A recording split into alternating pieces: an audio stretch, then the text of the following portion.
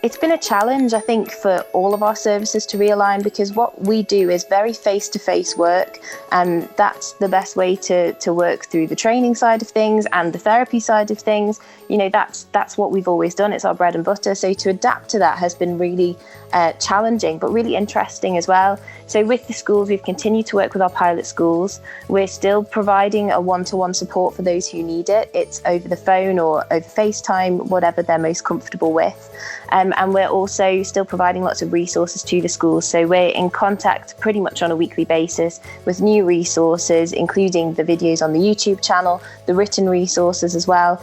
And what we also welcome is for the young people or for teachers to get in touch with us and to suggest bits of content that they'd like to see. If there's a particular issue that they've seen coming up, we would like to do some content around that. What we want to do is make sure our services are helping as many people as possible. So it's kind of tailoring the content, and we're in a great position where we can tailor our content and make sure it's right for those who need it.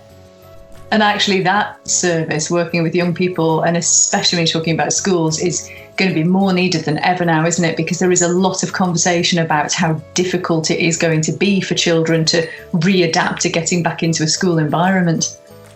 Absolutely. It's going to be a really interesting time when young people go back to schools. It's hard not knowing when that will be, I think. I think for especially young people, but really for all of us, we like to know when things are going to happen. That element of the unknown is quite unsettling for us. And I think there's so many big milestones in their lives that they might have missed out on or have been postponed as well, that's a really hard thing for them to deal with. For year sixes, they're moving out of primary school and what they know and moving into secondary school, and some of them might not see their friends because they might be going to different schools. They're missing out on that. We all remember that last day of primary school where you're going around with your shirt and getting it signed by all your friends, and they're missing out on that, and it feels like a real rite of passage that they're not going to have. And then all of a sudden you're in this big school with people that you don't know and lots of people who are a lot taller than you, and you think, oh gosh, where am I? So it's a real scary time for people, which is why we want to make sure we've got as much resource as we can. So we're hoping we'll be working with the schools when they go back in and doing some assemblies and PSHE lessons and just kind of helping to climatise everybody back to what is going to be the new normal, as people keep saying.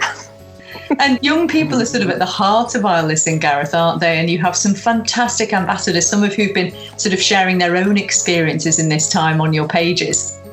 Yeah, no, we're really lucky to have the support of many people.